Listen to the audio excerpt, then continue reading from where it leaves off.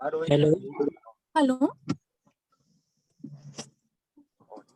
Hello. Varsha ma'am. हाँ hello. हाँ mister. Okay okay okay, Varsha ma'am हमारे साथ लाइन पे हैं। Welcome ma'am. और आज हम लोग नेक्स्ट वीक के बारे में थोड़ा डिस्कस कर रहे थे अबाउट ज्योग्राफी प्रोग्राम के बारे में, जैसा मैंने आपको भी थोड़ा ब्रीफ किया था।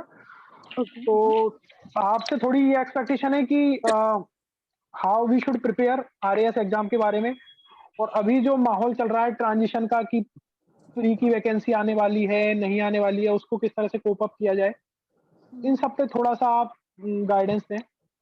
और मैम के बारे में थोड़ा परिचय कराता हूँ। मैम 18 बैच से रैंक 5 है, और मैम उससे पहले भी सर्विस में थी, आरएएस में थी, और दोनों बार मैम ने अच्छी रैंक से क्रैक किया है एग्जाम। तो over to you ma'am. Hello everyone. जैसे कि हमें पता है हेलो कि अभी मैम। आरएस की हेलो अभी आरएस की वैकेंसी का सुनने में आ रहा है, बट इन रूमर्स से मेरा ये ज्यादा डिपेंडेंट मत रहिए, क्योंकि जब भी वैकेंसी आएगी ऑल ऑफ अ सडन आएगी, जैसे कि अभी पिछली बार भी आई थी। तो इससे अच्छा है कि आप अभी से अपनी प्रिपरेशन स्टार्ट कर दे, ताकि आप पे वो जो एकदम से जो बर्डन होगा वो नहीं पड़ेगा, आपकी स्मूथली प्रिपरेशन चलेगी।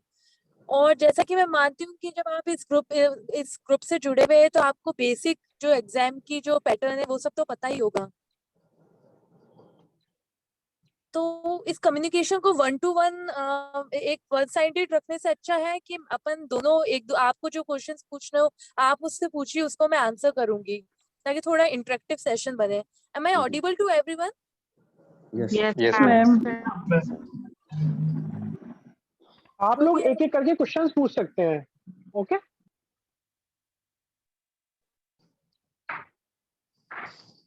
किसी भी चीज से रिलेटेड, मतलब मेंस से प्रीलिम्स इंटरव्यू, कोई सब्जेक्ट जिसके अंदर आपको डाउट हो कि किस तरीके से प्रिपरेशन करनी है, तो आप उस अकॉर्डिंग पूछ सकते हैं मुझसे। मैम, हेलो प्री का अभी हेलो पढ़ना है कि मैम। मैं? वन बाय वन आप पूछिए। हाँ हाँ मैम, पीयूष हियर। मैं ये पूछ रहा था मैम कि जैसे अभी ऐसा बोल रहे हैं कि इलेक्शन से पहले वैकेंसी जो आएगी और मेंस भी हो जाएगा, तो शायद इतना टाइम मिल नहीं पाएगा। जैसे अभी तैयारी जिन्होंने स्टार्ट की है तो उनके लिए लगभग 7 से 8 महीने रहेंगे, अगर मेंस से पहले, अगर नेक्स्ट ईयर अगस्त सितंबर तक भी मेंस होता है तो। क्या इस टाइम पीरियड में ऐसा कभी फील होता है कि फर्स्ट अटेम्प्ट में आरएस मेंस में अच्छी रैंक लाई जा सकती है क्या?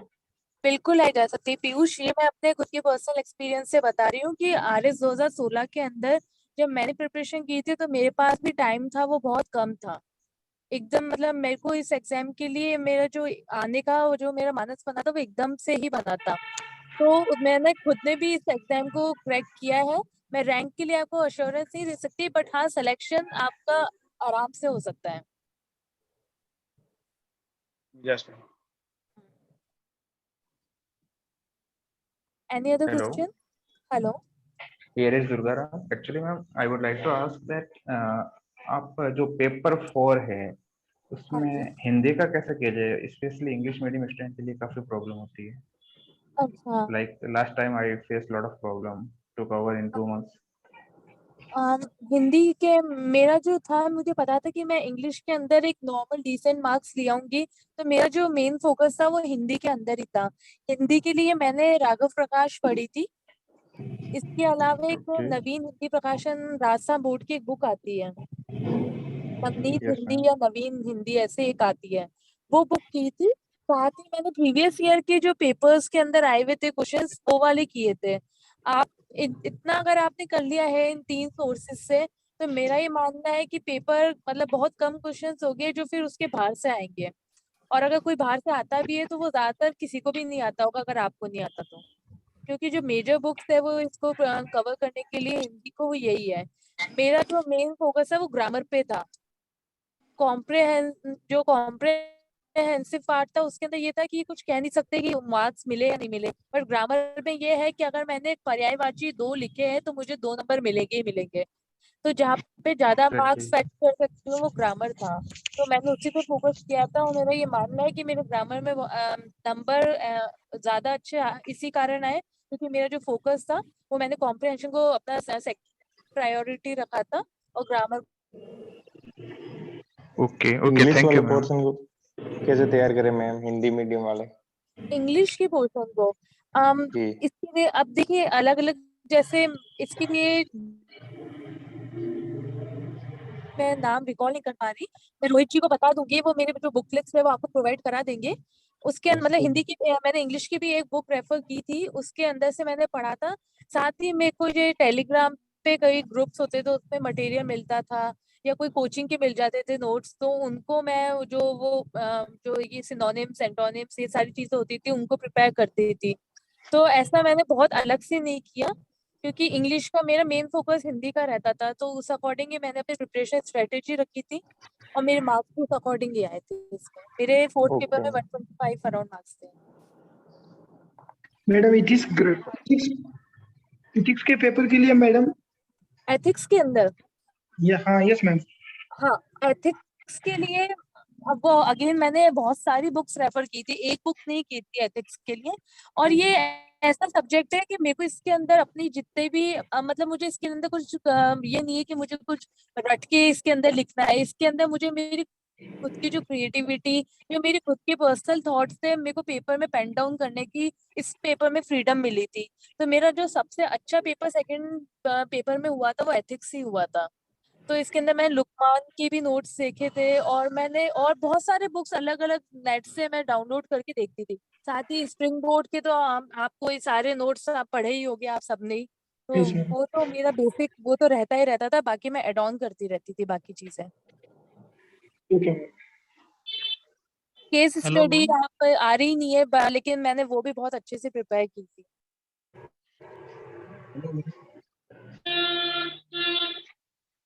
हेलो।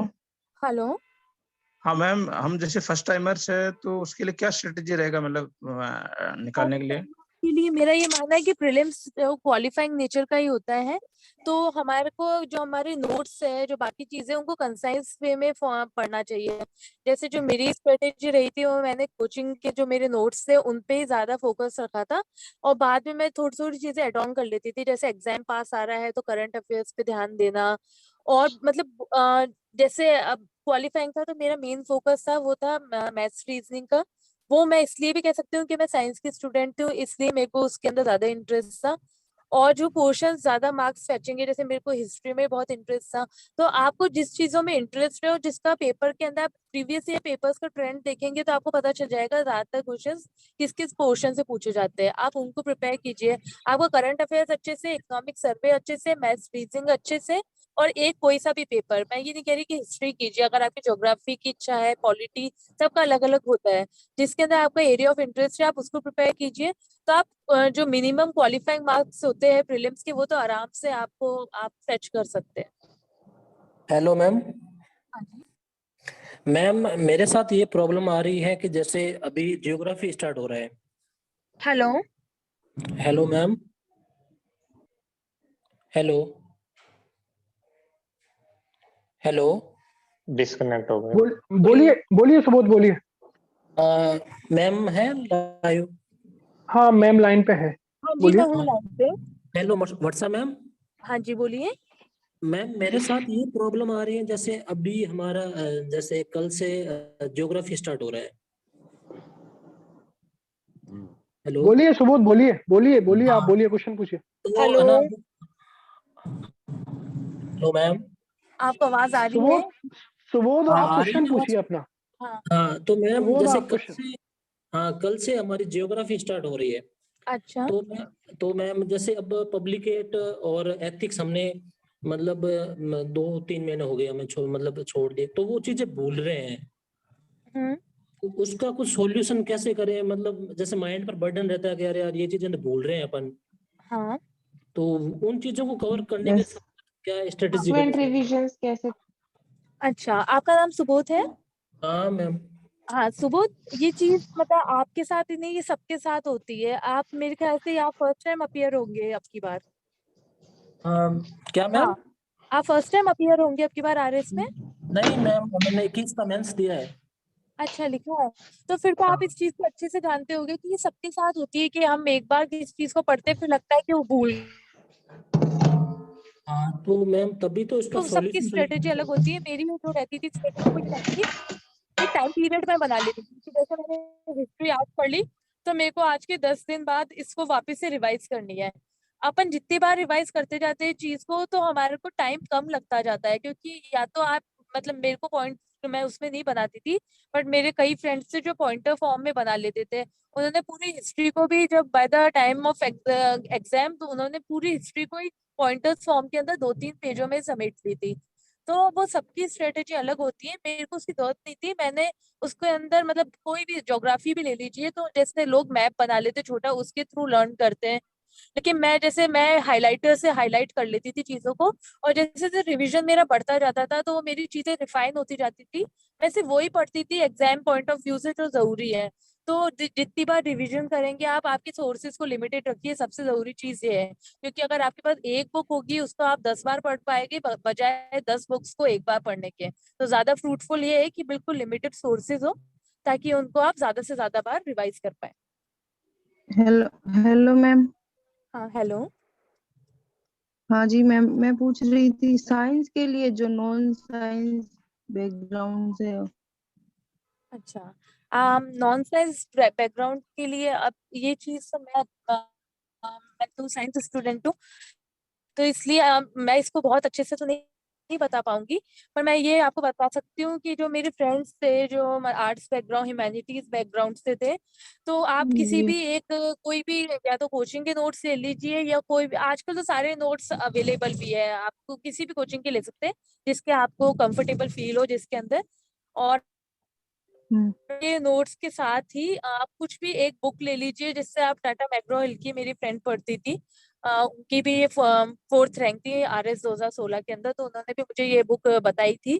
तो आपकी इच्छा है कि आप कौन सी बुक से आप पढ़ना चाहते हैं वो आपको खुद को डिसाइड करना पड़ेगा। मैंने तो कोचिंग के नोट्स पढ़े थे, मैंने साइंस के अंदर बहुत ज्यादा फोकस नहीं किया था, क्योंकि मतलब बीइंग अ साइंस स्टूडेंट मेरे लिए ये इतना मतलब फोकस एरिया नहीं था जितना ज्योग्राफी था। जी मैम। मैम राजस्थान तो ज्योग्राफी के लिए क्या पढ़ा आपने मटेरियल? राजस्थान ज्योग्राफी अगेन मैंने एक हिस्ट्री की एक ज्योग्राफी की बुक आती है 11th-12th की, और 10th की भी एक आती है। एक बुक है जो पूरी मतलब पूरी बुक ही एक ही है, मुझे उसका कवर नाम याद नहीं आ रहा, कवर पेज पे हाँ क्या लिखा हुआ था। आरबीएससी बोर्ड की बुक है हाँ जो आप लोगों को अभी ग्रुप में शेयर हाँ किया ना, वही बुक की बात कर रहे थे। हाँ, जिसके उसमें अंदर सारी ये राजस्थान चीजें इंडियन अवेलेबल थी। हाँ वर्ल्ड सारा है एक साथ। बिल्कुल बिल्कुल बिल्कुल, वो जी बहुत ही अच्छी बुक है, बहुत अच्छी। क्योंकि उसके अंदर आप जब आप पढ़ेंगे ना आपको रियलाइज करेंगे, पहले तो आप अपना सिलेबस को देखा करें कि आपके राजस्थान ज्योग्राफी में जो पॉइंटर्स लिखे हुए हैं वो क्या क्या है, उनको आप बुक से मैच कीजिए। कोई एक नोट्स ले लीजिए किसी भी कोचिंग के, उन दोनों चीजों को क्लब करके आप पढ़ लीजिए, मोर देन सफिशिएंट है। Okay ma'am, thank you. हाँ।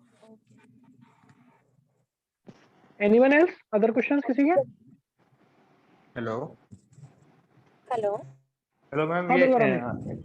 हेलो। हाँ जी, एक्चुअली मैं ये पूछ रहा था कि आप जो कोटेशंस है हिंदी और इंग्लिश स्पेशली, उनका कितना रिलेवेंस है हाँ आंसर आंसर राइटिंग में, अम, मीन्स ये मैथ्स फैच ये करने? आप फोर्थ पेपर के पर्सपेक्टिव से बोल रहे Fourth and हो?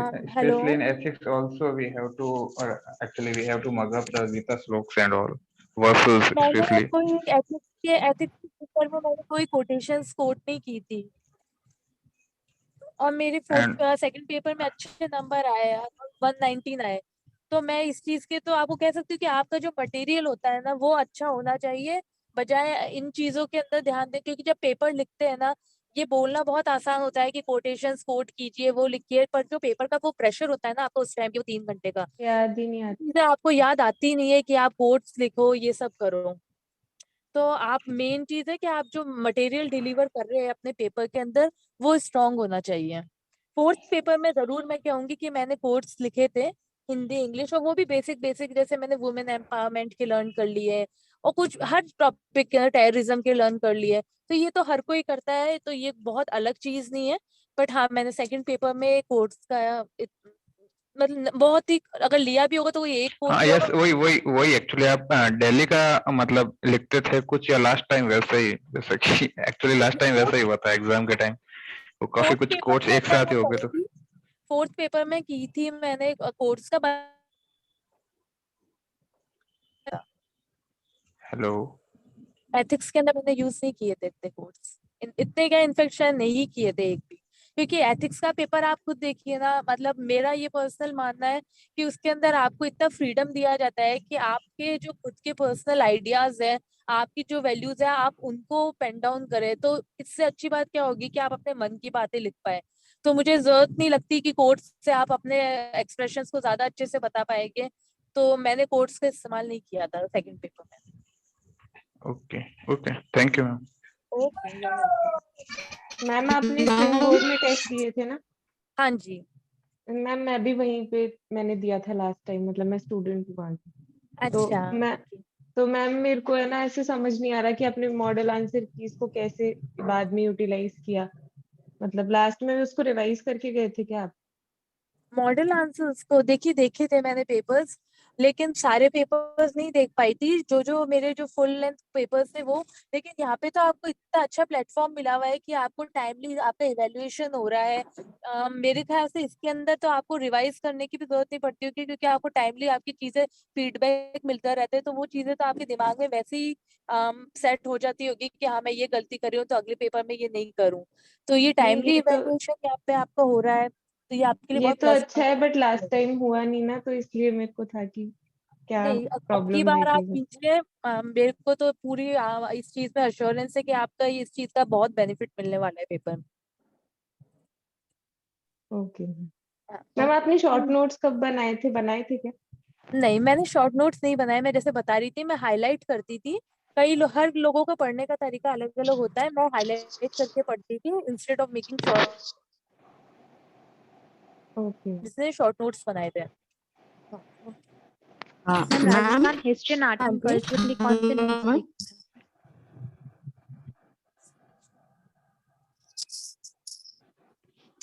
हेलो दीपिका बोलिए। मैम मेरा क्वेश्चन ये है कि जैसे हिंदी में आपने कहा कि आपने ग्रामर पोर्शन पे ज्यादा काम किया था, तो आप उसकी प्रैक्टिस सिर्फ पढ़ के करते थे या आप क्वेश्चन पेपर सॉल्व करते थे? How you used to manage? देखिए, पहले तो पढ़ना ही होगा आपको। मैंने बहुत ये चीजें ऐसी होती है, बहुत जल्दी भूल जाते हैं। अगर आप जी इंग्लिश मीडियम के स्टूडेंट हो तो आपको हिंदी में दिक्कत आएगी, हिंदी के है तो इंग्लिश में आएगी, ये दोनों को आती है दिक्कत। तो मैं पहले तो बहुत बार पढ़ती थी, बहुत हाँ, बार। हिंदी में आ रही है मुझे मैम। हाँ, और फिर जब एग्जाम टेस्ट सीरीज लिखते थे बार बार, तो उसके अंदर वो चीजें अपना टेस्ट भी हो जाता था कि हम जो लर्न कर रहे हैं वो हमारे दिमाग में बैठ भी रहा है या नहीं बैठ रहा।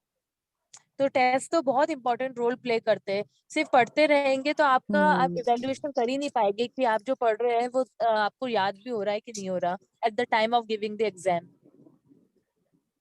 वर्षा मैम, एक क्वेश्चन मैं पूछना चाह रहा हूँ।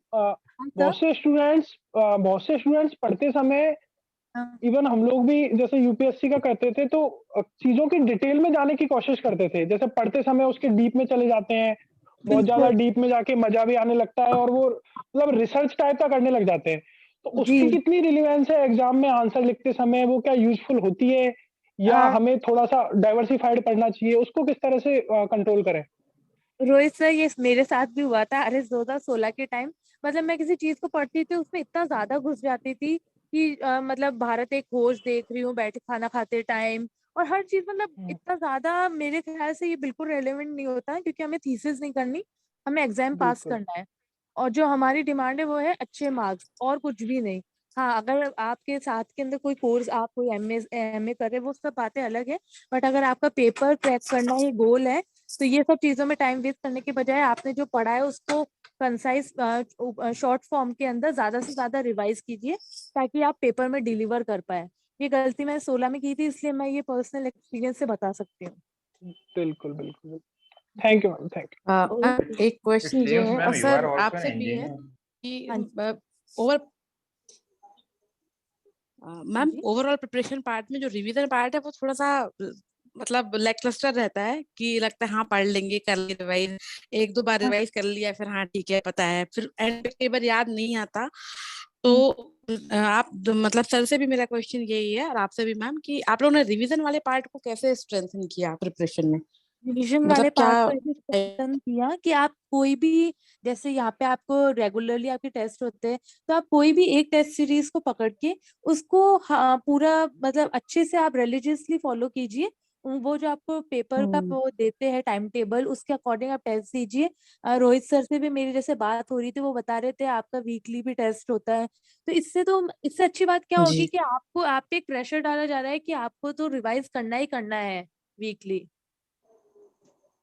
तो मतलब मेरा तो यही था कि जैसे मैंने स्प्रिंग बोर्ड के टेस्ट ज्वाइन किए थे, तो मैं वहां के पे जो उनका टेस्ट सीरीज का प्रोग्राम था उसको फॉलो करती थी, तो उस अकॉर्डिंग मैं टेस्ट देती थी, तो सब चीजें रिवाइज अपने आप होती जाती थी।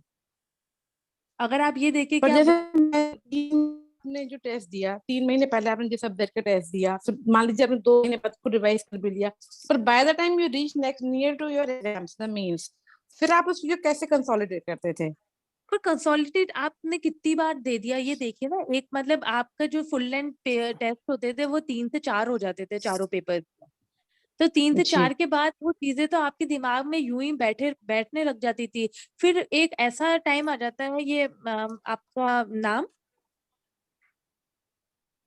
Ma'am Deepshikha, sorry I forgot, Deepika कोई मैम, बात आई फॉरगॉट टू नहीं। Introduce myself, Deepshikha. No that's not yeah an issue. ये एक ऐसा टाइम आ जाता है कि जो मतलब ये मैंने ही नहीं सबने फील किया था। अभी हम एक दिन बैठ के ओटीएस में बात भी कर रहे थे कि एक टाइम जब हम टेस्ट देते रहते तो एक ऐसा टाइम आ जाता है जब बस पेपर ला दो, हम लिख देंगे। तो ये ओवर द टाइम एकदम से ओके नहीं आएगा, धीरे धीरे ग्रेजुअली आएगा। जैसे जैसे आप टेस्ट लिखेंगे, ज्यादा से ज्यादा टेस्ट लिखेंगे, ये उतना जल्दी आएगा जितने ज्यादा टेस्ट आप लिखेंगे। जी, thank you ma'am. Hello ma'am. Monish है। हेलो। हेलो हाँ हाँ मोनीश जी। मैम, मेरा एक छोटा सा आपसे इशू है। वैसे जैसे मान लीजिए आपके पास पॉसिटी ऑफ द टाइम है, अब आपको एक चीज ये डिसाइड करनी है कि आपको कोई पर्टिकुलर टॉपिक जो है उसको इन डेप्थ में कवर करके उस पे ज्यादा मार्क्स लाने की कोशिश करनी है या पूरा सिलेबस कवर करने की कोशिश करनी है। दोनों में से एक पिक करना हो तो आरएस के मार्किंग पैटर्न के हिसाब से क्या बेटर अप्रोच है? अच्छा मोनिश ये सोचिए कि जैसे मैं एक एग्जांपल दे रही हूँ, सल्फर साइकिल आपने पूरा इन डेप्थ तैयार करके गए, पेपर के अंदर वो आया ही नहीं। Geological time scale of earth आप बहुत अच्छे से तैयार करके गए, एक पॉइंटर है, और लेकिन वो एग्जाम में आया ही नहीं। तो इससे अच्छा है कि आप अपने सिलेबस को कवर करने में ध्यान दीजिए। एटलीस्ट पेपर में कुछ आएगा तो आप सुपरफिशियली कुछ तो लिख पाएंगे, मार्क्स तो कुछ तो मिलेंगे आपको। जीरो से अच्छा है कि कुछ मार्क्स तो आपको मिले। अगर 1 नंबर में मिल रहा है तो that will make a huge difference in the merit list. Okay. तो आपको इन डेप्थ की बजाय सारा अपने सिलेबस को कवर करने पे ध्यान देना चाहिए। और वैसे भी आरएएस के एग्जाम में आपको इतना स्पेस नहीं मिलता है लिखने के लिए कि आप बहुत ज्यादा इन डेप्थ लिख पाओगे कुछ। बिल्कुल। तो आप कम स्पेस में आप वही सब लिख पाते हो। जब डाइवर्सिफाइड आपकी तैयारी होगी तो वो ज्यादा बेटर रहेगा। हो जाए। Hello ma'am. हेलो। हाँ सोनल हियर मैम। मैम ये पूछ रही थी कि जो करंट अफेयर्स होते हैं उसको हमें डेली बेसिस पे पढ़ना चाहिए या जैसे प्री के 1-1.5 मंथ पहले पढ़ लिया वो ठीक है? क्योंकि हमारा टारगेट पूरा करते हैं तो पढ़ नहीं पाते हम करंट अफेयर्स को रोज। तो सबका अपना अपना तरीका होता है। मैंने एग्जाम से पहले पढ़ा था, 1 महीने पहले या फिर 15-20 दिन पहले, मैंने इतना दिन पहले पढ़ा, तो उससे पहले मैं नहीं पढ़ती थी। मैं बाकी अपने पेपर से वो तैयार किए थे मैंने। तो जैसे मैम हमको मेंस की आंसर राइटिंग में उनको इनकॉर्पोरेट करना होता है, तो जैसे उससे काम चल नहीं, जाता है। मैंने आपको प्रीलिम्स के लिए बताई है ये चीज। मेंस के अंदर तो आपको पढ़ना ही पड़ता है, क्योंकि आपको कोई भी चीज एकदम से 20 दिन पहले याद करके नहीं होगा। वो प्रीलिम्स में हेल्प करती है क्योंकि ऑब्जेक्टिव पेपर आता है आपका। मैम क्या रेफर करें उसके लिए, न्यूज़पेपर या कोई मैगजीन? आप इसके लिए, अब ये सबका अपना अपना वो होता है। अगर आपको जैसे टाइम्स ऑफ इंडिया पढ़ के अच्छा लगता है तो आप वो पढ़िए। किसी को रास्ता पत्रिका के अंदर जो वो एक पोर्शन एडिटोरियल का पेज आता है वो पढ़ के, सबका ये अपना डिफरेंट होता है। तो आपको जिससे आपको लगे कि हाँ ये मेरे को आंसर को एनरिच करते हैं, आप उस सोर्स से पढ़ सकते हैं। मैंने एक दृष्टि की एक आती थी, उस टाइम मेरे को एक मैगजीन आती थी दृष्टि की, उसको मैंने पढ़ा। हाँ, उसमें क्या होता था, प्रोज भी लिखे हुए होते थे, कॉन्स भी लिखे हुए होते थे, लास्ट के अंदर एक बैलेंस सॉल्यूशन भी होता था। तो वो आंसर पूरा मेंस ओरिएंटेड, वो बुक मतलब वो उसकी जो होती थी नॉलेज, वो मेंस ओरिएंटेड होती थी, तो मैं उससे पढ़ती थी। ठीक है, thank you ma'am. Varsha ma'am, आपने काफी क्या अराउंड सारे क्वेश्चंस के डाइवर्सिफाइड क्वेश्चंस के बहुत अच्छे से आपने अपना एक्सपीरियंस शेयर किया है, और आई थिंक इससे बहुत हेल्प मिली होगी स्टूडेंट्स को। बिल्कुल। और मैं भी और आपको थैंक यू कहना चाहती हूँ कि आपने मुझे प्लेटफॉर्म प्रोवाइड किया, ताकि मैं जो अभी एस्पिरेंट्स इस एग्जाम के अपेयर हो रहे हैं उनसे मैं कन्वर्सेशन कर पाई। और मैं आशा करती हूँ आगे भी आप मुझे ऐसे इनवाइट करते रहेंगे, ताकि मैं बिल्कुल बिल्कुल मैम, स्टूडेंट्स से कनेक्ट और कर हम पाऊँ। आपकी हेल्प लेते रहेंगे मैम, बिल्कुल, स्टूडेंट्स को गाइड करने में। Thank you okay. Ma'am, thank you.